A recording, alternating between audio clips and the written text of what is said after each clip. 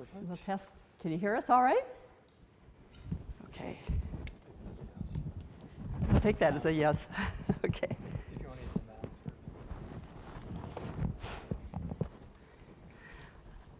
I'm a Mac person, so I've got to see how this works. Right here, just. Yeah. Okay. Do they have the handout? Yeah, they should. Okay. So there are two boxes at the two exits. So when you exit, you get your keys up. Please get in your evaluation forms. And as soon as they're ready, we will be here.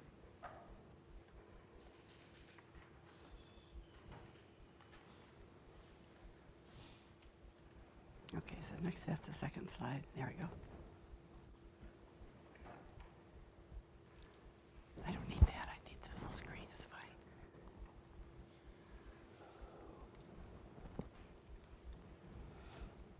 Oh, come on. There we go. Okay. We can just use this. Okay. We can click. All right. I think we're set. Thanks. Well, hello. Welcome to our conversation today. It was many years ago when my husband and I were grad students here at this university that we were expecting that our career would head right to academia. My husband was working on his PhD, I was working on my master's. We envisioned that his career path would take him to become a professor, and we'd be in an academic community, and my career would also be in an academic community. But when we were getting ready to finish, there were no jobs in academia. At least it was very, very challenging for the very few openings in the field that he was pursuing. So we had to figure out a plan B. And as it turned out, he ended up going into research for two major companies, Fortune 500 companies over the years. And my career took some very interesting twists. And it turned out to be just a very enriching and interesting life. But it wasn't what we expected when we were sitting in your seat and finishing our graduate work. So I hope that today I can share a few things about my path through my career, and also how do you get yourself organized to explore other alternatives. For some of you, you may end up in an academic world, but there are many other opportunities out there, so I hope I can give you a few hints and a few practical things. Some of what I tell you is not rocket science. You've heard some of it before, you've read some of it before, but from dealing and helping people on career searches for the last over 20 years, I will share with you tips that I think will be helpful. So this is what we're going to be covering.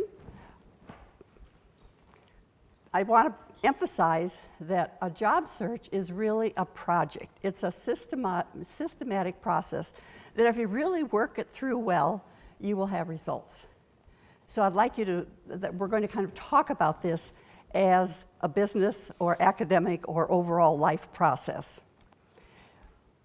Some of the topics I'm going to touch on are assessment, stepping back and taking a look at what you have to offer and what's important to you. The idea of career options and exploration.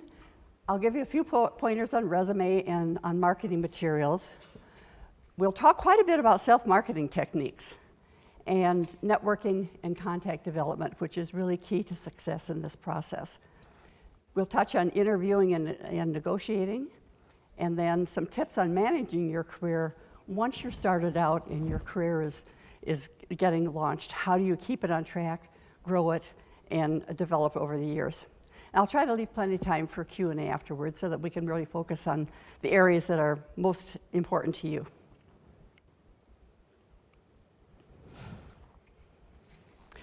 First of all, I'm going to give you this, take a look at this overview of how do professionals uncover new opportunities. Usually when young people start thinking about looking for a job, nowadays, they think about going online immediately. Well, of course, online has great resources and so forth, but look at how people actually find their positions. First of all, it's good to know that probably only 50% of jobs are even ever posted online. And in fact, I read an article this past year in the Wall Street Journal indicating that probably 80% of jobs that actually exist are not posted. So, of course, you're going to want to be using the postings, ads, and internet. And I'll tell you a little later about working with search firms and so forth. Other published studies would be your academic journals and so forth and things in your field. But contact development is really key to this process.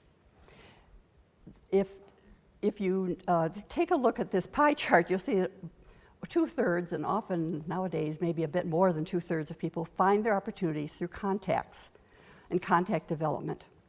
So we also have found, I was reading an article recently that did some research about how people found jobs, and it stated that if referred by a trusted source, you have a 20% more likely opportunity to get an interview, 20 times more likely to get an interview if you somehow come through contacts of contacts. It's not necessarily somebody you know right now, but somebody that you'll develop a contact or a source of referral in this process. So keep in mind that that's what the job market looks like. And where's your most competition? If you go online and answer a posting, hundreds and hundreds of other people are also doing the same thing. You have tons of competition there. But through contacts development, your competition is really considerably less. And so that's really where your best opportunity is. Not that you're going to avoid the other avenues, but you need to be working in all of these areas, but 2/3 of your time in contact development. I believe you all have a set of the handouts. I'm going to be referring to some of these handouts. Let's talk about assessing your talents and what you want to go after first of all. So career assessment. The first handout, which I really want to give you as a roadmap, I hope you'll keep this handy even in the months ahead. I do have a question. How many of you, and I think maybe it was just asked, how many of you actually are going to be looking for a job, doing an active job search in the next 3 to 6 months? Oh, almost all of you. Okay, great. So this is imminent, it's important, and you're ready to focus on it. Well, I've tried to condense some of my best advice into this little chart, which is a roadmap or an outline of how you really do a good job search. And when this session is over, you're back in your apartment and you're beginning to work on your job search. I hope you'll refer to this because it's a snapshot of what the process is. And one of the things to think about are when you step back and look at assessment is the trends and patterns in your personal life, in your work history, and so forth. It's important that you think through and clarify your life priorities. You know, work-life balance is part of our life, and how your work life will fit into work-life balance. Some jobs require a great deal of travel. Some of us find that very exciting. There was a time in my life where I had a lot of travel, both domestically and internationally, in a job I had in a performance improvement company. And it was very exciting to be able to travel the world. The trips were usually a week or less. But at that time in my life, it worked out well. At other times in my life, when the kids were young or had an aging parent, it would not have worked out well. So that value shifted according to what else was going on in my life. Also, to think about what values are important to you. We know that we're happiest in our jobs if the values that are important to us are part of that work environment. And the kind of business or service that the company offers is something that you can feel aligned with and proud of.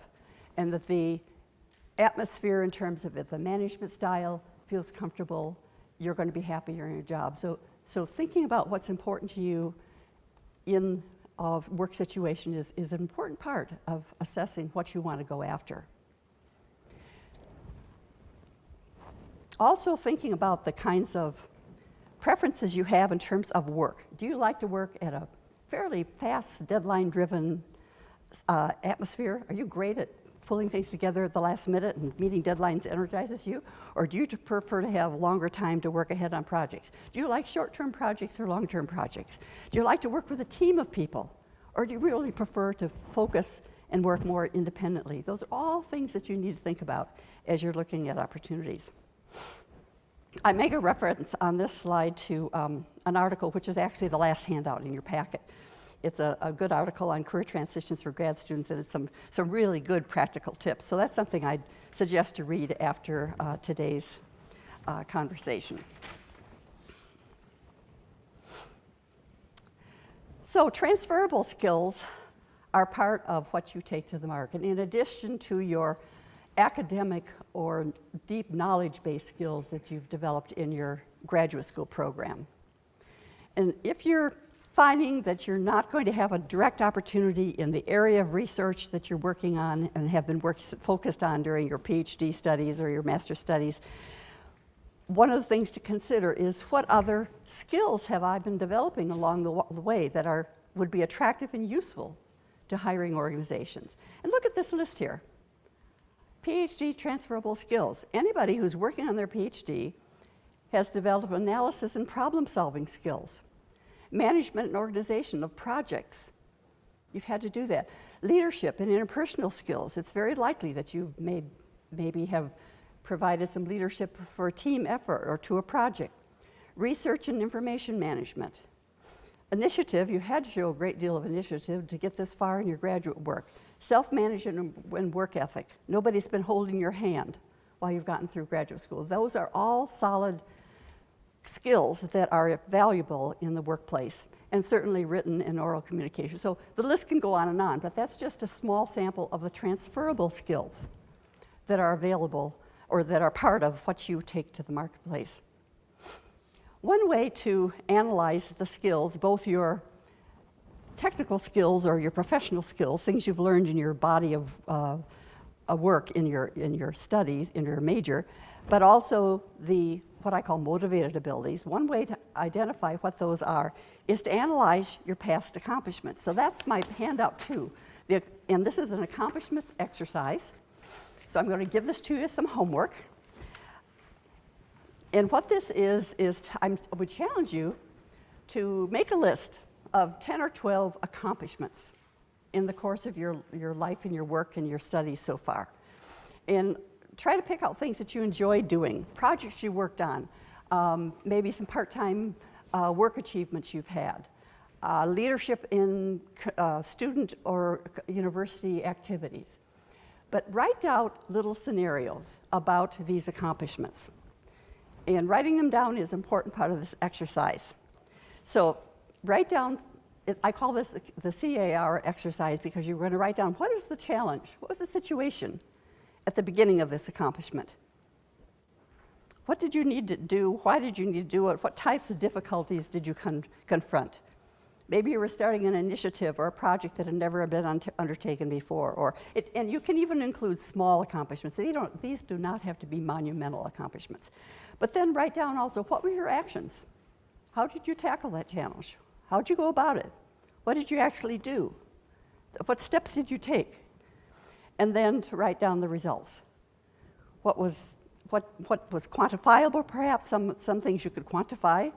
Others would be more descriptions of what the end results were.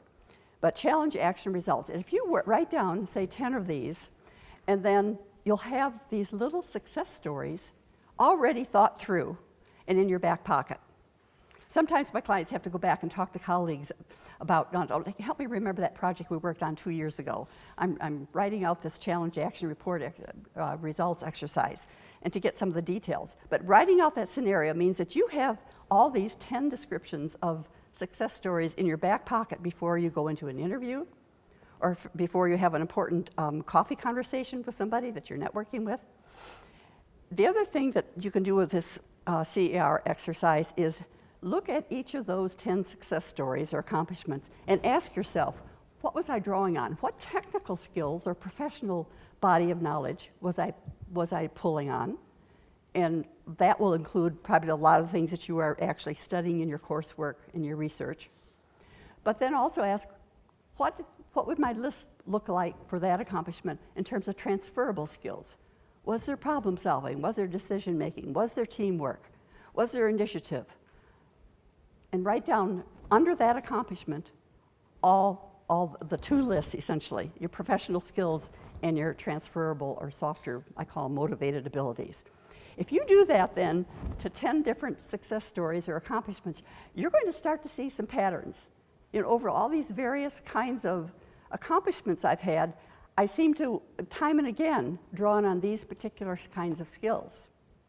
And you can distill that down into maybe 6 or 8 key things that you take to the marketplace. And then down the road, when somebody asks you, so what are your strengths?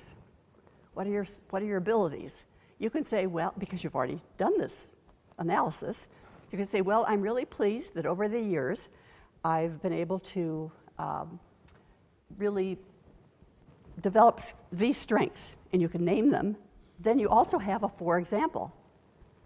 For example, when I was faced with a situation, with this situation or challenge, this is what the situation was, and these are the actions I took, and I was happy with these results. So that you're going to be really better prepared to talk about your strengths and to give examples. So that's some of your homework that I'm going to give you. Some people say, oh gosh, I can't think of any accomplishments. You know, I haven't done anything big. Well, that's what the little list at the bottom of the sheet is all about. A checklist to jog your memory about your accomplishments. So are there times when you did more with the same or fewer resources? Have you received some recognition, et cetera, et cetera? So that'll just kind of help you think about possible accomplishments you could use for this exercise. Oh, the last bullet there is entrepreneurial assessment. There are plenty of places online and around this campus where you can tap into assessment exercises to see if you have an entrepreneurial bent where you might want to start something yourself or join a startup and so forth. I'm not going to go into those details, but there's a lot of information on this campus regarding that. There is another career assessment exercise, which is part of your handout 3. Flip over to that. This is a questionnaire that I suggest that you send out to friends who know you well, coworkers, faculty and staff, family. This little questionnaire is a way to identify some of your strengths, some of which you may even be taking, you know, you take for granted because they're just part of who you are and you've always had them or you've developed them.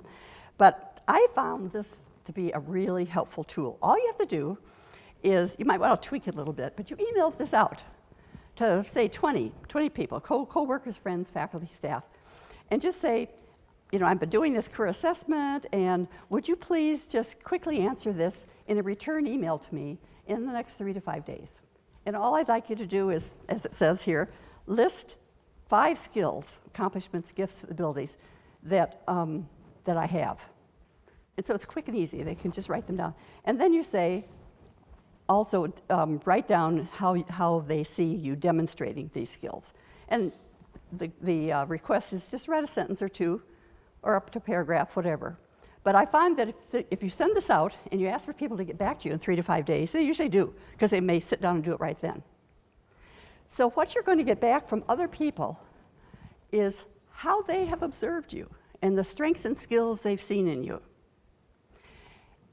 And for one thing, it can kind of bolster your confidence. Can you see that people have recognized some of your talents? But the other thing is you can develop this into a very nice marketing document, in addition to your resume, which we'll talk about in a few minutes. But I have my clients actually put together a document called Comments by Others. It's got their contact information, the comments by others. And we pull out quotable quotes from this document. We don't give names, because then we'd have to go back and ask permission and everything. But just take those quotable quotes and put them on a one sheet that can be an addendum to your marketing materials, your resume. Sometimes you can pull it out if you're networking with somebody, because they're testimonials, and that's the best way to sell yourself, is to have other people talk about the strengths and skills that they see in you. So it's an easy little tool, and I hope that in the next couple of weeks that a lot of you will do that. It's easy to do. If you send out 15 or 20 of these, you'll probably get 10 or more back, and that's rich information that you can put together for these quotable quotes. You know, you can even, in a few minutes we'll talk about LinkedIn. You can even use those quotable quotes on LinkedIn without having an official testimonial or posted by somebody else on LinkedIn. You can actually add some of these quotable quotes near the bottom of your profile at the top of a LinkedIn. And they're very powerful. Okay, let's take a look at exploring career options. There are lots of options in addition to academia. Companies and corporations, small businesses, not-for-profit organizations, government, federal, state, and local, education, healthcare. There are lots of different areas that hire people with graduate degrees all the time. And what you start to explore should be based on the thinking you've done in your kind of career assessment process. But it's also not unusual for people as they're starting their job search to kind of do a multi-pronged approach and exploration. Rather than zero in on only one of these sectors, when you begin a search early on, there's nothing wrong with looking in 2 or 3 different areas. You still have to be clear and articulate about talking about your strengths and so forth. You need to do research in the fields that you're exploring, but there's nothing wrong with exploring a couple of different things, and things will begin to gel. As you see, there seems to be more opportunity in certain areas. Another thing, there is one thing you can Google non-academic jobs for PhDs. I did that recently, and there's lots of information out there to give you a few little ideas. Speaking of Google, Google yourself and see what comes up. It's really important to know. And I'll be talking about LinkedIn in just a minute. It's very important that your LinkedIn profile is really good, because if you come up in a Google search with LinkedIn, you're much more likely to be of interest to recruiters and organizations looking for talent. I also have a book I could recommend. I don't think I wrote it down here. But the title is, So What Are You Going to Do With That? Finding Careers Outside of Academia. And you can get that at bookstores or online.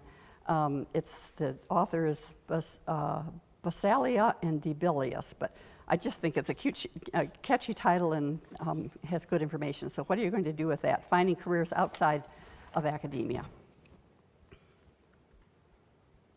So let's talk about the resume and marketing materials. You know, your CV is going to include all your articles and your publications and research information. It's going to go on for a number of pages. A resume for the market outside of the academic world is usually only 2 pages, maybe 2 pages plus an addendum, sometimes 3 pages. But it's a different kind of marketing document, but it needs to be strong, and it should start with a branded description on the top of it, not so that you have the ability to write down information about your strengths and a profile that can catch the attention of the resume reader. You know, most resumes only get glanced at for 10 to 15 seconds. You don't have very long to catch the reader's attention. So the top branded profile or summary is important. Also, we're going to talk in a few more minutes about verbal talking points. It's very important. I'll talk about the 2-minute drill in a minute. Another document that some clients and graduate students will develop is what I call a networking brief. It's not really a resume, but it's a kind of 1-page marketing handout that you could develop, that you could hand over to somebody or email ahead of time if you're going to meet somebody for coffee as you're trying to develop your contacts. And it can be a snapshot, maybe the summary off the top of your resume, then a few bullets about things, some of the strengths you have demonstrated. It could include a few of those nice quotable quotes that you've gotten from your questionnaire that you've sent out. And then, of course, your academic background, the degrees that you have and so forth, and your contact information, and a live link to your LinkedIn profile. But it's just another little document that can come in handy, especially for developing relationships. So I call it a networking brief. You can even label it as a networking brief so the person doesn't think that you boil down your resume to 1-pager. Call it a John Smith's networking brief. Another handout that I want to point out to is handout number 5, which is a weekly action plan. Let's see here. Let me talk. You know, I've talked about how you need to think about a job search as a project, as a very, very important project. So having a weekly action plan, something like this, or develop your own, a way to keep yourself accountable. No one's holding your hand through this process. You really have to take charge and be the CEO of your job search. So you can use this kind of a document at the beginning of a week and say, okay, these are my goals, my anticipated actions. How many people I'm going to try to reach through networking contact development? Are there any gatherings that I can attend on campus or elsewhere or in my profession where I can show up and learn, but also work the room? So be aware of those are great opportunities. The Alumni Association is one of them, as you just heard. I used to be on the board of the Alumni Association. It's really amazing. There are like, what is it, over 400,000 Badgers around the world now. And it's just a wonderful way to connect and get information. And you can shoot out an email or pick up the phone to somebody who graduated from this institution 25 years ago and say, we've not met, I'm a current graduate student at the University of Wisconsin, I see you graduated in 1980, I'd love to pick your brain and get a little advice. Well, you know, that guy who graduated in 1980, he remembers walking up Bascom Hill when it was 0 degrees too. And he remembers just being part of this campus. He probably also did a fair share of time hanging out on the terrace. You already have some commonality, so don't be shy about using it. Badgers are all over the world. They're in every city in this country. And make that connection. So I would definitely try to get active in the Badger Bridge, and by being connected there, you'll have access to contact information to graduates all over. So it's a wonderful network, and we as graduates are very fortunate to have it. I'll have to tell you, when my husband and I moved to Delaware, I'll tell you a little more about that story in a few minutes, but we moved to Delaware, didn't know a soul, and before too long, we realized that there were quite a few UW-Madison graduates there. And lo and behold, we learned that there was a alumni Badger chapter in Wilmington, Delaware, with over 100 members. Who would ever guess? But the reason was that over the years, DuPont and Hercules, particularly DuPont, which is headquartered there, always did a lot of recruiting at the University of Wisconsin because they wanted the engineers and the chemists and the chemical engineers from here. So a lot of them ended up there. So that became a really great way for us to connect to the community. And it's just one small example. And you'll find that in many, many places in the world. Okay, let's take a look at the next slide. Self-marketing techniques. I've already mentioned how important it is to Google yourself. A person whose resume or background is on a LinkedIn profile, if in a Google search, if your LinkedIn profile comes up, that gives the recruiter or the person looking for talent one little click to get to your background. And if your name comes up that way in a Google search, you're 5 times more likely to be considered for a job versus just answering a job posting. So why not increase your chances? In terms of doing research online and on the current job market and so forth, be sure that you tap into the rich resources that are available in libraries. Talk to librarians. They are, online search as well as search of hard copy documents is their specialty. And, a lot of people forget that you've got that kind of talented advisor right here. And there are lots of libraries on this campus, and you'll find this in your whole career. Never overlook the help that research librarians can be. They have databases and so forth far beyond what we have as lay people. So they can find information beyond what most of us can find online by ourselves. Another really good source of looking at what's out there is the Department of Labor's ONET. And in the chart that first page handout, I've given you the link to that. Self-marketing techniques in that section, they do thorough online research, use library resources, develop target areas to search, and refer to www.onetonline.org. So it's a vast resource of what kinds of jobs are out there, what talents or skills are needed for those jobs, what their typical tasks are, and so forth. So it's a great way to just familiarize yourself with fields that you may not be, or kinds of jobs you may not be aware of starting out. Okay, let's talk about LinkedIn a little bit more. Keywords is so important in LinkedIn. It's very important for you to be found by people doing Google searches and LinkedIn searches.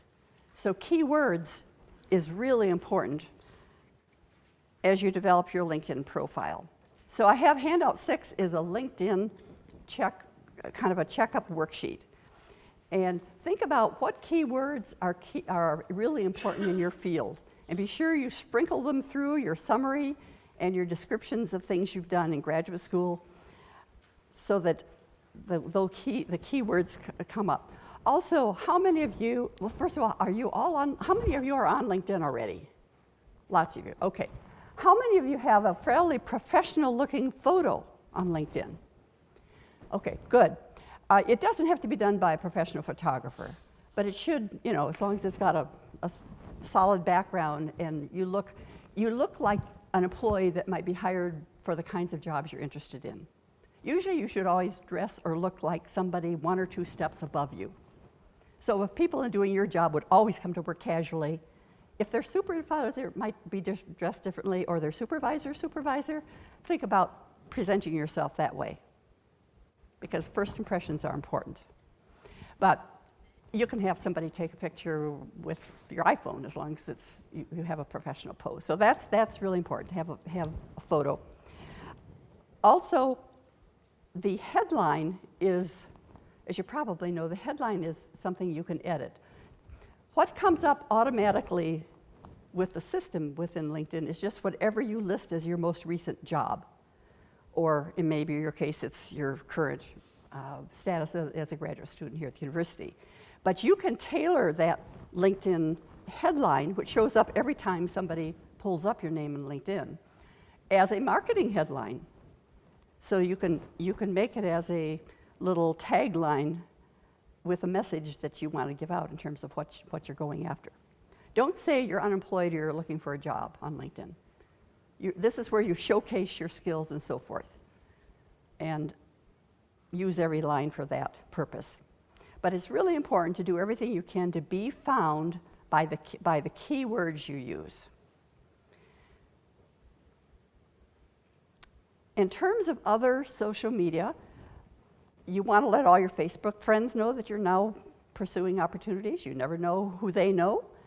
On Twitter, you may be following people in targeted companies or people in your field. But keep in mind always that anything online is searchable by a future employer. I've done it myself. So if we know that LinkedIn is the office, and Facebook is the coffee shop or the living room. So that's kind of how you think about the two things. And you're probably quite professional in your LinkedIn interactions and postings and so forth. But be careful about what's on Facebook. Just know that your employers have access to that. So clean it up if you need to. Just watch what you post. That's the way the life is now. Whatever we post online is out there for everyone to see. I remember 4 or 5 years ago maybe it's 8 years ago, when I was talking to an undergraduate group, and I said, we as employers can see your Facebook page. And so I think there was a lot of editing done the next few hours. I first learned about LinkedIn in, I think it was 2005, maybe 2006, and I had a client who just moved to Madison from Silicon Valley, in California. And she said, I was talking about the importance of reaching out, making contacts, And she said, well, let me show you this new thing that they've started in Silicon Valley. And it was the beginning of LinkedIn. And I remember looking over her shoulder and saying, oh my goodness, this could really be useful if it grew at all. So I signed up there at the time, maybe 20 or 30 people in Madison who were on LinkedIn. It was really, really new. And the first couple of years, I had to really do a lot of selling about it to my clients because they were kind of skeptical. But now it's something that no one can afford not to be on and to be active on. You have the opportunity to post on LinkedIn just like you post on Facebook. And so think about what kinds of articles might you want to share. And think about your brand, your space, your professional space. And so that you kind of become someone who's following important trends in your field. And so it's really easy to populate that by just posting things you read in your field and making a comment or two about it. Because when that shows up in people's feeds, and your face is there, your tagline, your title is there, and your comment. So it's free. And you really don't have to buy the upgraded LinkedIn. I still have a free account. Now, it may change now that Microsoft owns it. So we may find that less and less is available for those of us who have free accounts. But I think most people will be just fine. They make most of their money from recruiters who buy the higher level things, and they can put folders, and they have access to all profiles and so forth. But I did buy a little LinkedIn stock. I shouldn't be saying this, but it's done pretty well. So what else do I want to say about LinkedIn? I think that's primarily it. Just be active in it and try to post comments a couple times a week. And the number of contacts. How many of you have at least 100 LinkedIn connections? It's good. Anybody have 300 LinkedIn connections? A couple of you do. The goal is to keep working on that because you really should have at least 150 LinkedIn connections if at all possible. So I know as a young professional, it's going to be hard to maybe reach that goal. But that is the gas in the engine of LinkedIn, the number of contacts you have. So try to work on getting the gas in that engine. All right, let me say a few things about answering postings and ads. When you see a posting that looks really, really interesting, rather than triggering right off a response and an attached resume and so forth, first of all think, how else could I get in front of that company? Try to go in what I call the side door. Here's the posting, but you think, do I know anybody who knows anybody who works in that organization? Check your LinkedIn connections. Maybe some of your second or third level connections work there or used to work there. You could do advanced search on LinkedIn to key in on it and just search people that are in your extended network in LinkedIn who have some association with that company. So if you can find a connection, even if it's a couple links down, you could contact the person you know and say, I'm interested in XYZ organization, and I see that you're connected with Joan Anderson, who is in that company. Would it be all right if I sent you my resume and background, and would you feel comfortable forwarding it to Joan? So if you send it to your friend, email her the resume and the cover letter. I'll talk to you about cover letters, but the same thing that you're going to put online. You send it to your friend. He or she sends it to Joan. Is that the name I was using? Anyway, and then that person in the company, they know who the hiring manager is or can find out. And so then your resume gets sent to the person who's making the decision. It's not going through HR, it's going to that person. And the note will often be, I don't know this candidate, but a friend of mine speaks very highly of her. And that alone increases the chance that you're going to be called in for an interview. Internal referrals, even if there are a couple of links from your actual friend or associate. So do everything you can to go in the side door. When answering, let's see, do I have letters in the next one? I wanted to tell you a little bit about cover letters. Oh, yeah, let's go on to the next slide. A unique cover letter via email is what you'll be doing some of the time when you're answering to a posting. One of the email or a cover letter should be very unique. There's no such thing as a generic cover letter these days. What you need to do is look very, very carefully at the posting and see what are they requesting for this job in terms of requirements. They've spent quite a bit of time putting together that posting, so they've really thought about it. So take a look at that list and then figure out how do I match and where do I match with the background. One of the easiest ways to do this is to write a compelling initial paragraph about your keen interest in the company and you've been following the company or whatever, but a compelling first paragraph, and then say, I believe I have a lot of the requirements you're looking for. And then all you have to do is put in a 2-column table.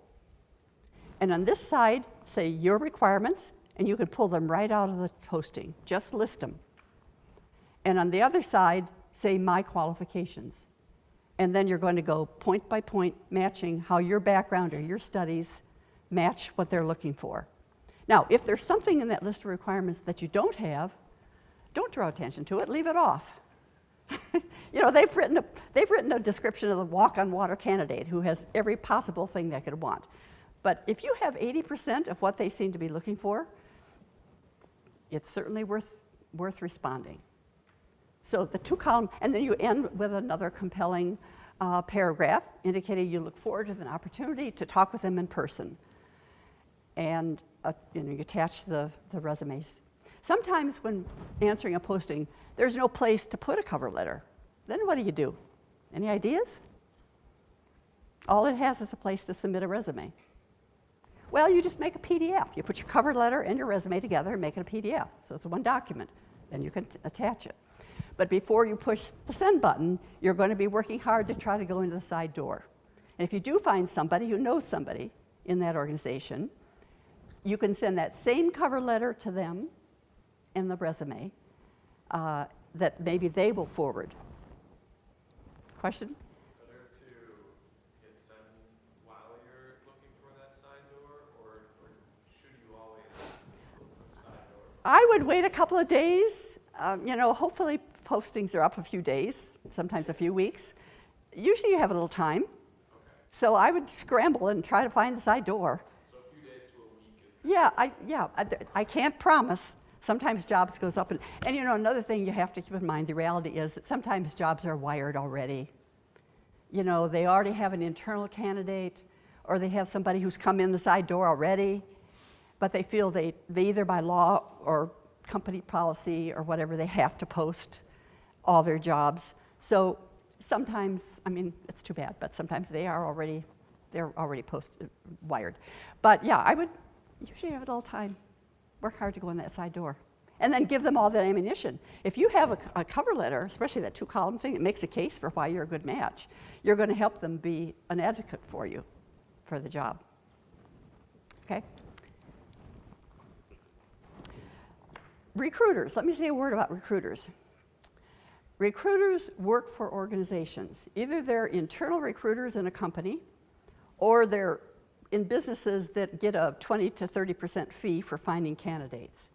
And they're recruiters that then present candidates. They work for the companies who pay them. They do not work for us as candidates. So it's not at all like a ball star who has an agent who shops them around to professional teams. It's not. And you should never ever pay a fee to a recruiter. That's not even ethical for them to ask for a fee. Their fee is paid by the companies. So, but that doesn't mean you shouldn't network with them and connect with them on LinkedIn, because they're building their databases of talent. So, that's fine, but just keep in mind that they work for the organization. In terms of a marketing plan for you to really work this process, you can refer to this. This is, this is your process for the first page handout. And then keeping motivated, you can use that weekly action plan. Sometimes it's a roller coaster emotionally when you're looking for a job. You just think something's going to work out and then it doesn't, and so forth. So I suggest that you get together with a couple of friends who are also going through the process Set up a time to meet for coffee once a week, encourage each other, share ideas.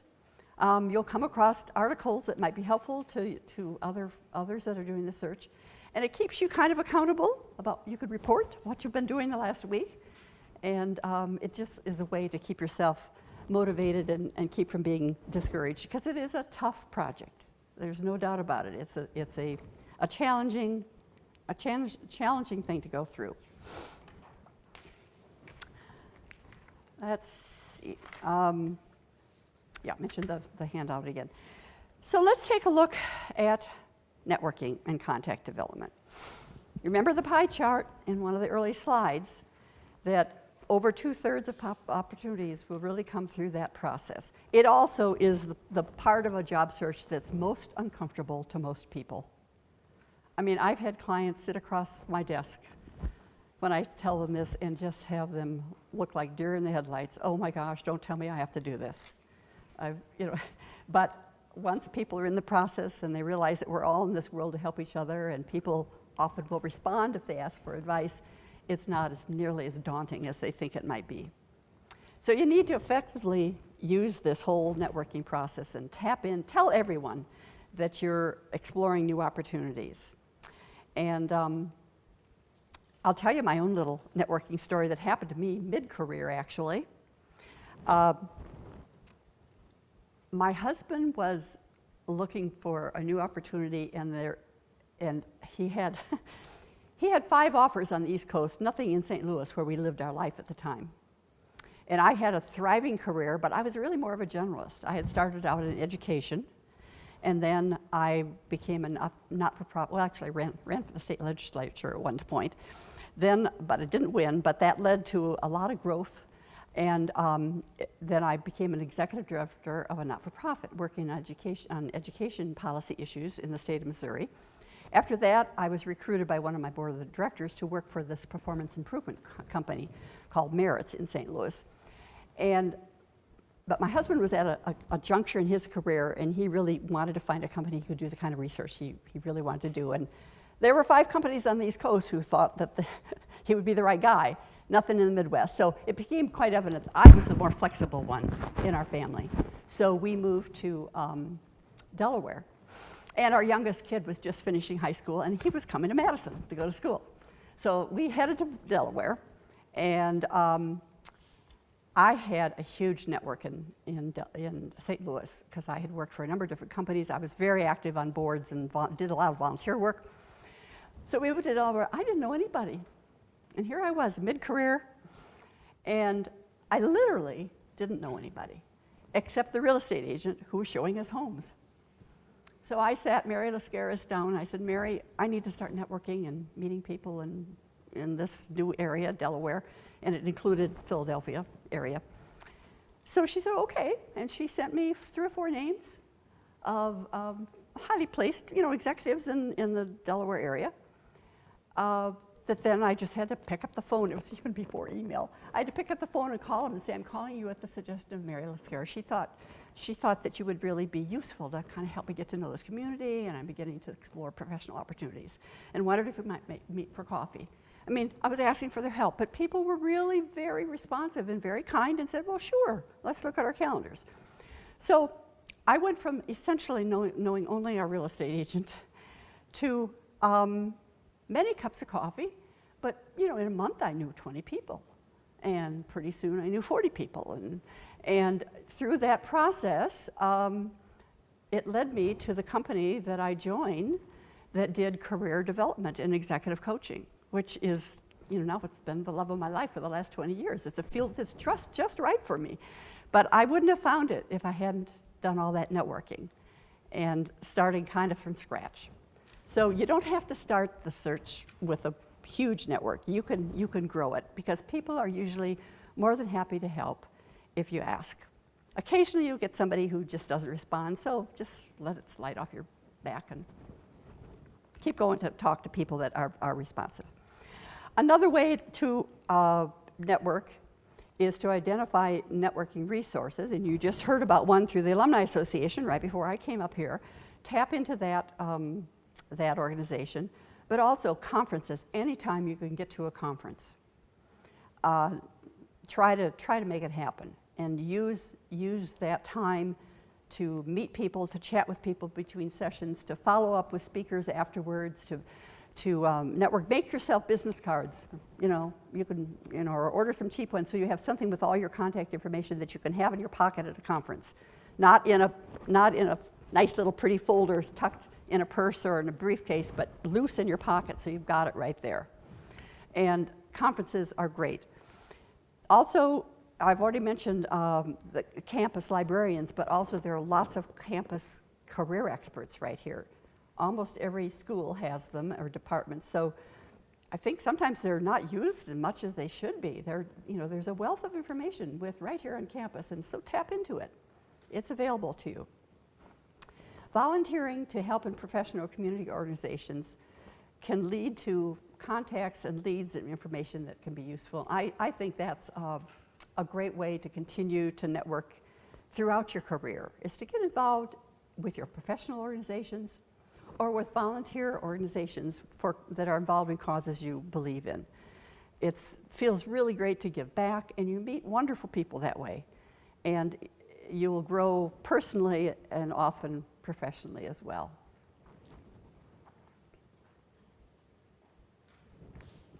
Okay, let's talk about what I call the 2-minute drill. A lot of people call it the elevator pitch.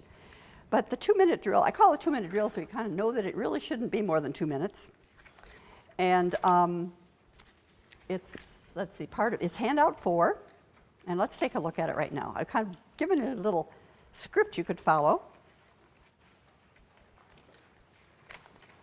And I want to kind of walk through it. This can be another homework assignment for you. I'd like you to spend some time just filling this in. And what would you say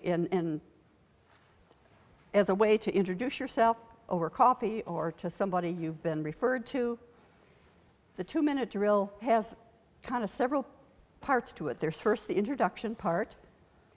There's a phrase that I say, take the pressure off. Then there's a way to give a little bit about your background, and then have the dialogue and explain what you're looking for. So here's an idea. I'm a PhD candidate from the University of Wisconsin in the College of whatever, give your department or college, and I'm currently exploring opportunities related to my skills and interests. I don't expect you to know of an opening, but I appreciate the chance to chat and brainstorm. That's an important phrase to use, even on the telephone when you're setting up an appointment to meet with somebody, because it relaxes the other person. If you say right out front, I really don't expect you to know of a direct opening that would be right for me, but I would love to brainstorm with you, get your advice, and so forth. It just relaxes the other person. People want to help, but they're thinking, oh my gosh, I don't know anybody who needs a biochemist. But they do want to help you. So you never know who their neighbor knows somebody who may be helpful, or just hearing their own career path story can be sometimes very helpful. So that's the take the pressure statement. And you say that verbally again, even if you said it when you've set up the meeting.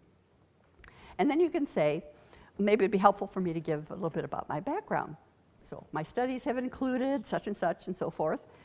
Some interesting projects or academic activities I have included. And then you can describe briefly some things that you've been involved in. You could even plug in a little CAR if it's a project, some initiative you've done in your graduate work. We had this challenge with this thing we were undertaking, and this was the circumstance, but I approached it this way, and I'm pleased that the results turned out so forth. So that's part of your story. So if you've been involved in organizations beyond your graduate work, other things here at the university or elsewhere, you can mention that. And then I've been pleased to be able to, and then you describe some of your responsibilities and your accomplishments. Again, back to that CAR exercise. That can be very helpful to plug in some of that information. You're educating the other person about what your background is and what your skills are and what your interests are. And then what I'm exploring. Again, I'm exploring, and you may talk about particular companies or maybe talk about arenas. I'd love to learn more about the not-for-profit world or what areas in government or foundations. I mean, it will be different for each of you, but to kind of try to probe particular areas that might be of interest. And then, what would be your advice? Who else could I talk to? Oh, that's an important thing, that very last phrase. When you're finishing up a networking conversation or coffee, be sure you ask for, essentially for referrals. Who else would be good for me to sit down and chat with? Can you come up with a couple of names of people who are knowledgeable, whose experience and background might be helpful to me? And see if you can leave a meeting with an additional couple of names. That's how you keep growing your network. And of course, you will always follow up with thank yous and so forth. It's a good idea after a networking coffee to email them your resume, because then they have it, even if they've seen it or they have it out while you're chatting, then they have it electronically so they could forward it to other people. So it's good to do that. Well, then we get to the interview itself.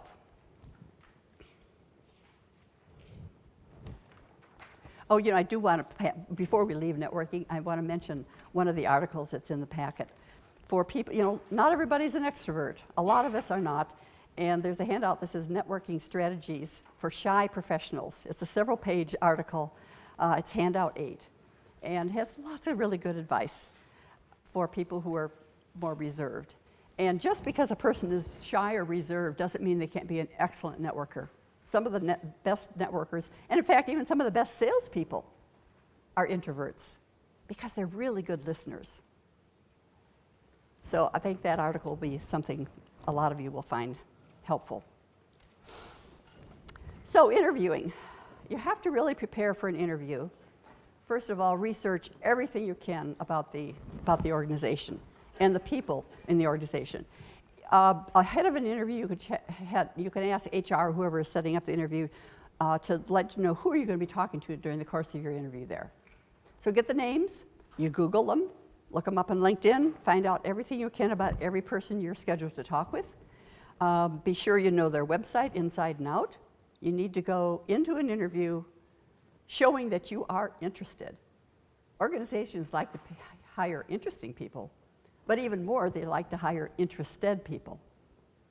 People are really interested in joining their organization and making a solid contribution for them. When you're interviewing, keep your answers to questions fairly short. Don't go on and on and on. Just a few sentences, and then you say, would you like to hear a little bit more about that?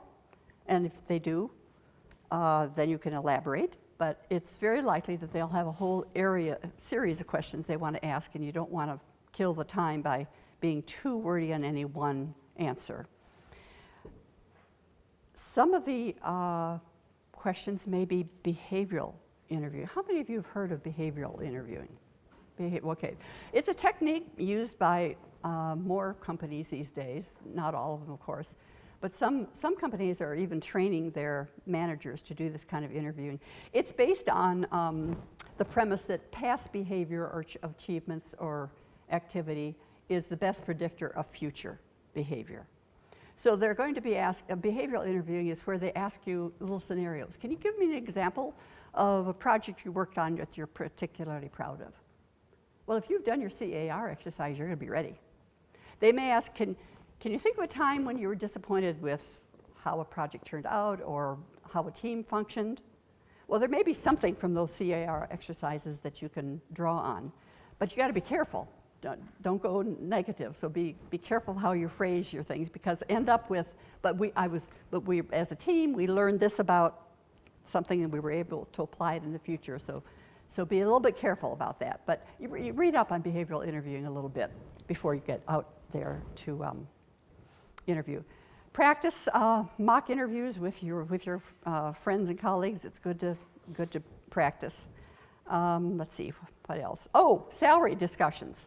You may be asked fairly early on, so what are your salary expectations? Be careful. It's better to postpone that conversation till they really are in love with you. You know, first of all, in the beginning of an interviewing process, which often is a process, you may have a HR interview, you may have a phone interview, then an HR interview, then an interview with a manager, then an interview with a team. You know, it can go on for a while. But all along, you don't want to be the first one to discuss salary or to even give a number. Whoever gives a number in a negotiation is at a disadvantage. So it's better to say, I'm somewhat flexible. I'm sure your company pays appropriate to the skills. If it's okay with you, can we come back to that, talk about that a little later? And usually the answer is fine. But too often, people who are new to this interview process will say, well, I'm hoping, and give a number. Well, if the number's too low, you've left money on the table. They think, oh my gosh, this person's a bargain. Or if it's too high, they're going to say, you know, he's really unrealistic. You know, so it's better to dance around it. So tap dancing lessons, important. Quick question. We'll come back to more questions in a minute. It's just related to that. I've had to fill out applications online that you have to put it directly to their website, or you can't submit it.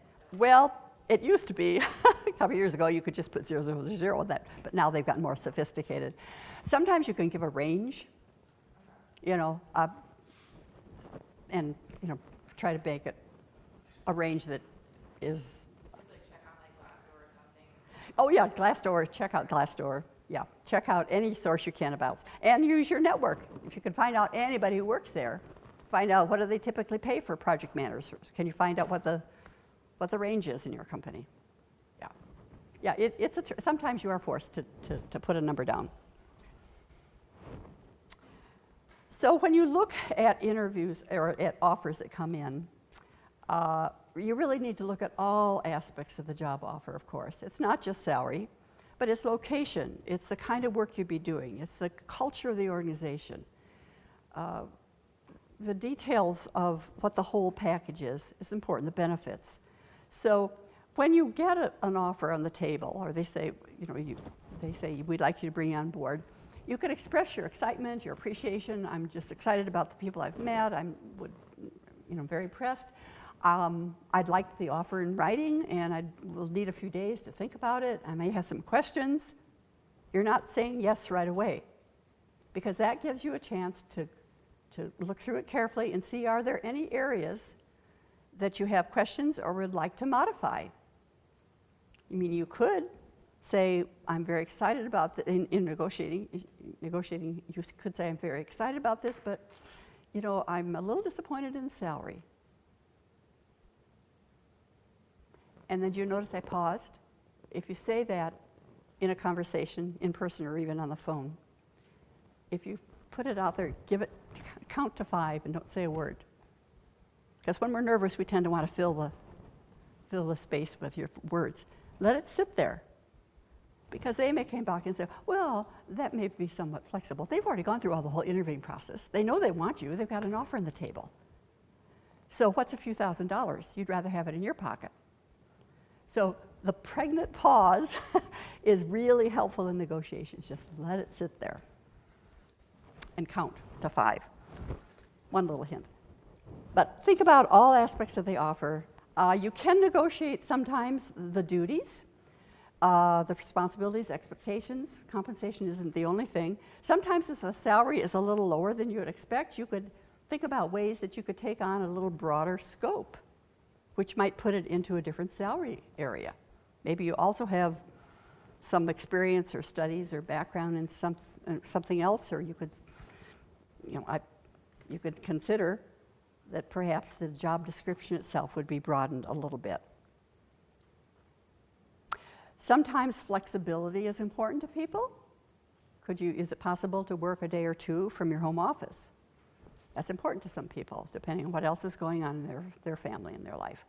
So the whole package is what you need to think about. Sometimes, especially PhDs and sciences will be asked to give a seminar as part of the process. Have any of you had to do that? Anybody had to do a seminar or a presentation in the interview process? Okay, some of you have. So that has to be really well prepared, practiced. You might be able to find out by asking a few questions about the kinds of presentations that have been done by others who have been hired by the company, but that's an important thing to do and to do well. Okay, now a few little pointers on managing your career. It's important to get a really good start in your new role, and you usually have around a 90-day honeymoon period. And that's the time when you can ask questions, you can network internally That's a perfect time to have coffee with a lot of people within the company and get their advice. You can learn a lot about the culture and the expectations and the history and so forth. And developing relationships, which is a very important part of being successful in a new role. There's even a book called The First 90 Days. It's by Michael Watkins. He's a career advisor at the Harvard Business School. It's kind of a classic in the field. You can get it in any library, I'm sure. The First 90 Days. Another good book is called Just Promoted, and it's by Betoff and Betoff, that's B-E-T-O-F. And it's a husband and wife team who, in fact, he is a former colleague of mine on the East Coast, very sharp guy. And their book, Just Promoted, helps people who are moving new into a job, whether it's a brand new hire or they've been promoted within a company. But he has very practical worksheets in terms of how do you kind of work out a plan for your first 6 months in the job and the first year in the job. And helps you think through things you want to do to get a really strong start. The truth is that most of us will change positions at least 10 times throughout your career. I know you're frowning, like, oh no. But some of those will be internal changes. You know, you will be maybe have a promotion, move into a new job. Some will be external. Some of those 10 changes or more will be your own choice. It's time for you to move on and go somewhere else. But sometimes there's a merger or a downsizing or a new CEO and things shake up, restructuring, and it's outside of your control and you need to be nimble and restart the job search process. So it's important to keep your resume current at least once a year, better every 6 months. Take a look at your resume. Another thing is as you get onto a new job and you accomplish things, you're asked, you get words of praise or you're asked to serve on something or get feedback, keep a file and just type, save those emails that are, I call it the kudo file, because you want to keep track of them. If you in your performance reviews, it's not just the formal performance reviews, but the comments that you get from people in the organization. So keep a file, and then every 6 months or so, revisit that, update your resume so it has the most recent things you've been working on. Then an opportunity comes up unexpectedly, you're good to go, and you're not scrambling. I have a few hints too, which is part of, let's see.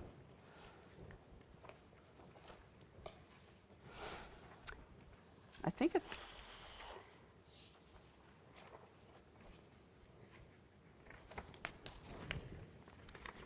the handout 9. Handout 9. Take a look at that. These are my tips to kind of manage your career. Once you're started and you're launched, managing your career is really a lifelong process. And so I've given this handout. The career portfolio is keep acquiring skills and knowledge that'll keep you marketable and of value. So always keep reading, learning, attending conferences, etc. Business awareness is important. Whatever's going on in your field, you need to read widely in journals in your field. Follow things, attend conferences, so forth. Your personal brand, your personal brand is what you're known for. And so be aware of the kind of what your reputation is. We're always building our reputation. So keep that in mind throughout the career. Networking in person and online, it doesn't stop once you land the job. Keep building those contacts. A year from now, you're going to be in your new roles, and you're going to be helping other people. They'll be contacting you to get your advice. And so it's always a two-way street to be giving back to others as well. And that last one, as you can see, is to keep your resume updated. So what are the key learnings? If I have to wrap it up in terms of two key things, is that an effective job search is a systematic process. It's the most important project you've worked on. It's as important as your dissertation or some of the most important graduate challenges you've had. It's a project, and it's a process that, if done with hard work and preparation and excellence and professionalism and discipline, will yield results. And follow up in this process.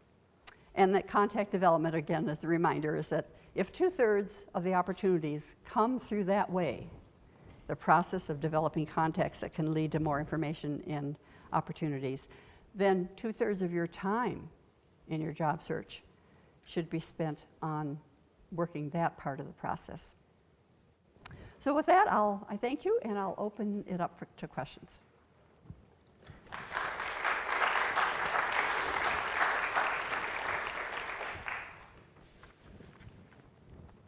What's best? Yes? So for the cover letter, can you have like a lengthwise, can it be too long sometimes, or do you keep it like half page or full page?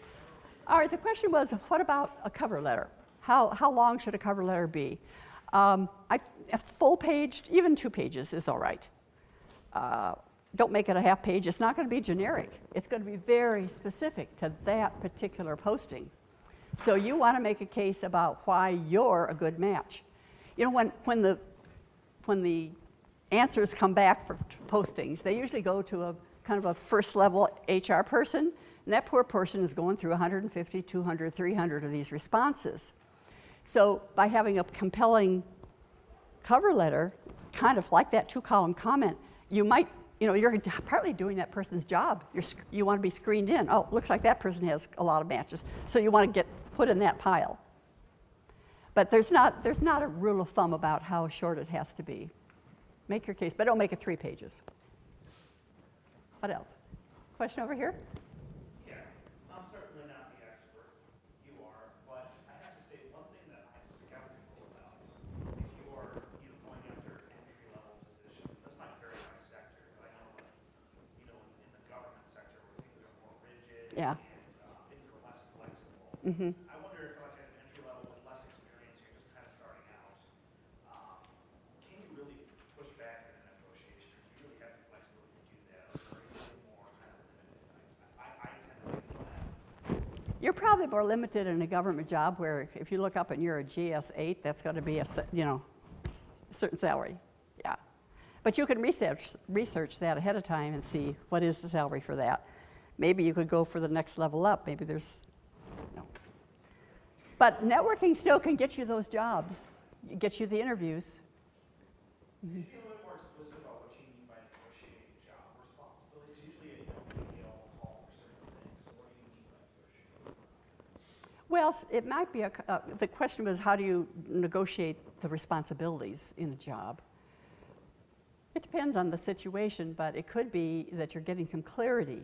You've just got a verbal, written list of stuff. It may be a clarification of what does this entail, and you can ask questions.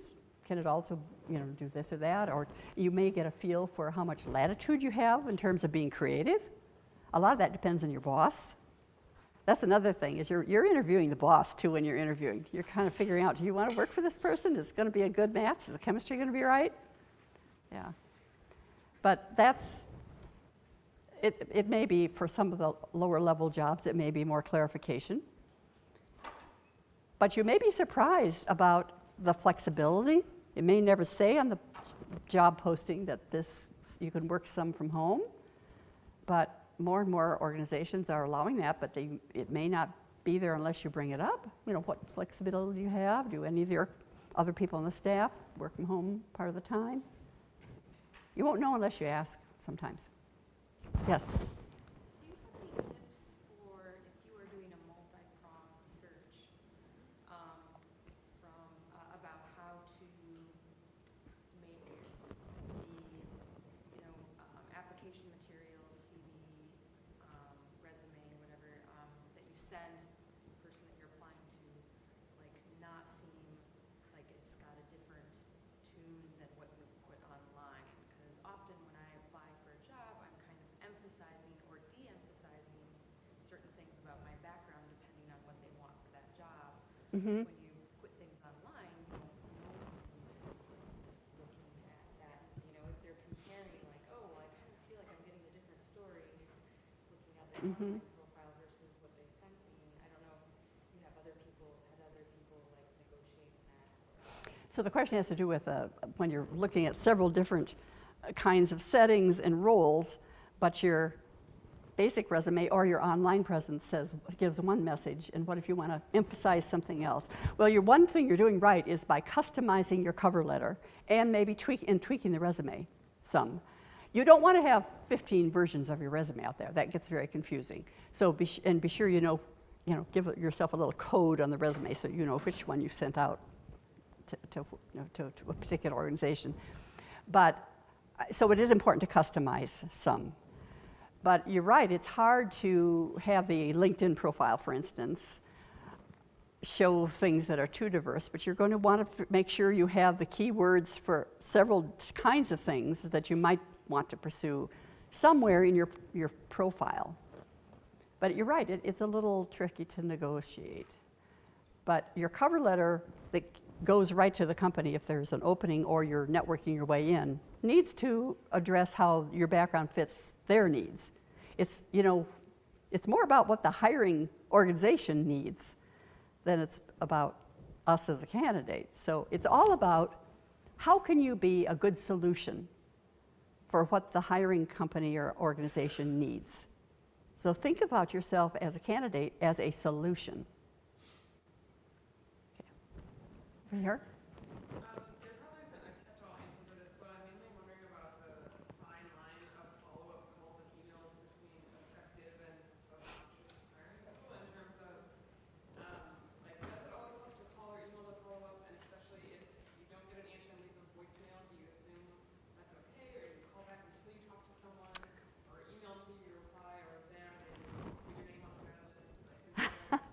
Okay, thank you for that question. I meant to mention the importance of following up. So the question was, when are you following up too much? Only about 50% of people even write a thank you note follow-up after they interview. Can you believe that? So be sure that you follow up in a conversation, and certainly with interviews, with a thank you email to every person you've talked to. And a little different because they're going to forward them to each other.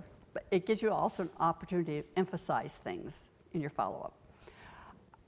I think it's important to follow up weekly, at least, because sometimes they're not moving ahead as quickly as they thought they would. Maybe somebody's out sick, maybe somebody's traveling, maybe there's a temporary pause in the budget. You never really know. But I would err in following up. And if you'd never hear for anything for a couple of months, then maybe it's just not going to go anywhere.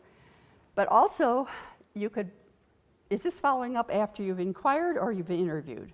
This is like, I've sent my resume and application and cover letter Yeah. through like an online portal. Or Yeah. Well, that can become a deep, dark hole. So think again, is there any way you can get to anybody in that company through the side door? I've had clients hit that dead end and then discover that there's some way they can find their way into that company, and the whole process can start over again, and it's alive. Maybe for a different position, but maybe even for the same position. So try that. Have a question here? Speaking of finding someone in the company, say you look somebody up through like the Badger Alumni Association and you find a telephone and an email. Yeah. Which is better? I would do both. He said, once you have a contact information, which you do, call, you have the phone number and the email, some people are much better at answering their voicemail. Other people are much better at answering email. You never know. So I would do both. You could always say, you may have noticed I sent you an email yesterday, and then leave the voicemail. And the same thing with follow-up. Alternate. If you don't hear in one mode, try the other. Because you all know people who never answer their voicemails, or their emails get buried, and so try either way. Yeah. Mm-hmm.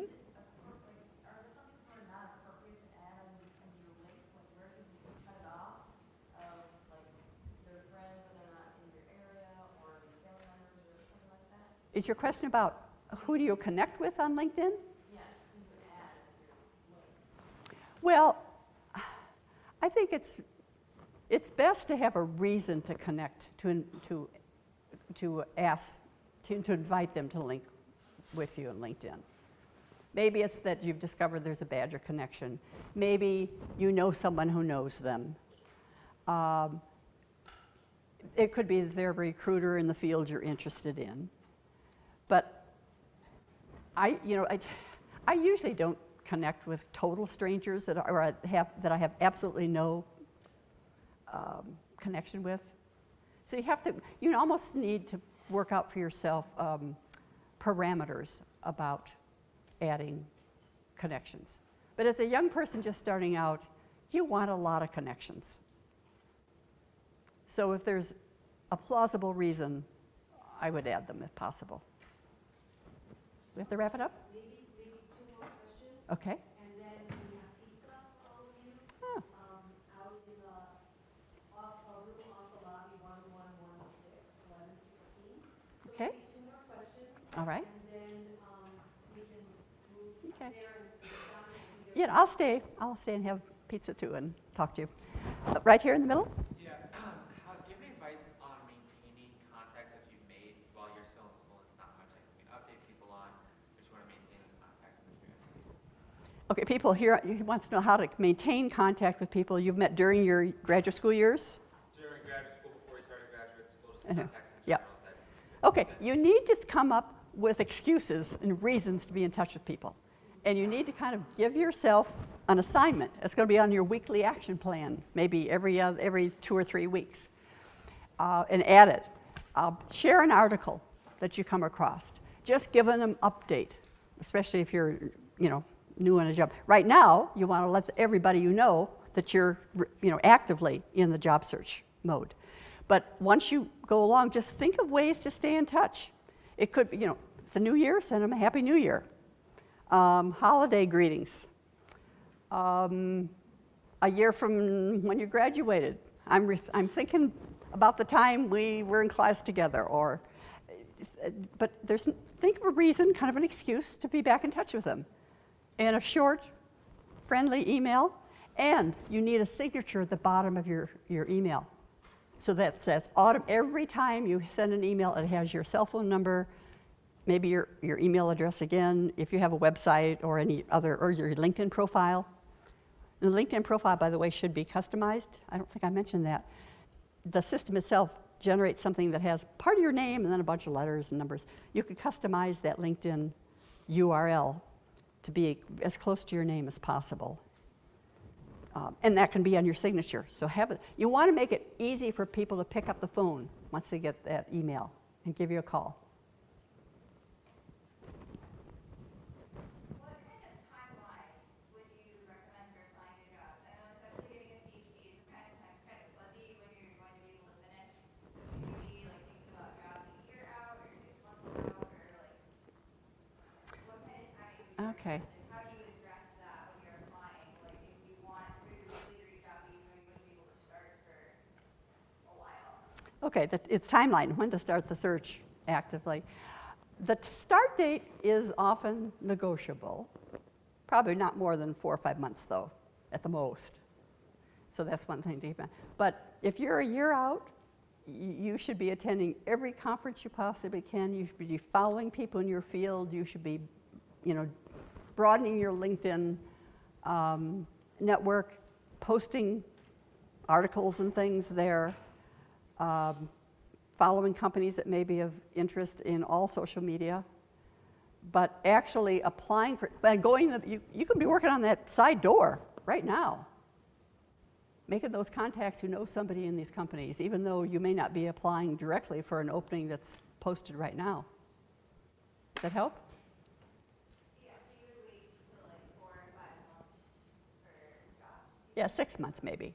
I mean, it takes a while. Job searches often take at least 6 months, so no, 6 months is not at all too early to actively really look. I'd like to add on topic of negotiations, we've invited Joanne Lipozola, I don't know if you know her. I don't know her. She's a self-employed attorney, Mhm. and she's an adjunct professor at Marquette University Law School and University of Wisconsin-Milwaukee. We've invited her, she's coming in April to talk about negotiation generally. Good. I know that she touches on salary and negotiation, but just the general topic of negotiation, she's quite good. So that's Good. coming up April 13th. You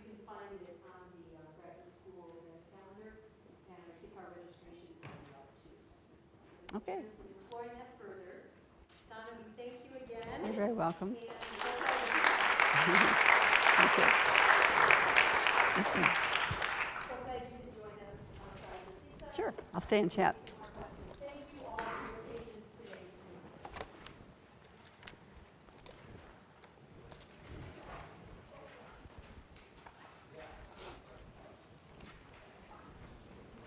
Okay.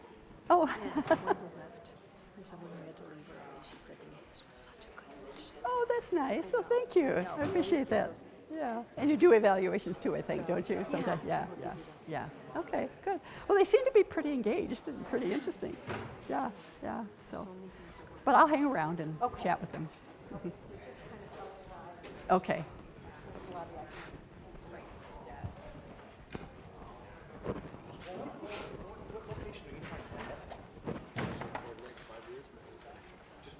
Oops.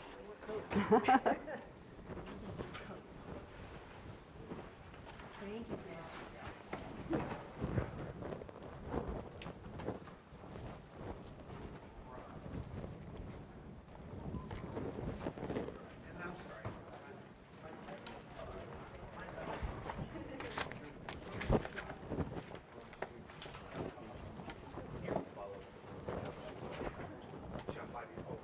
She's easy to start.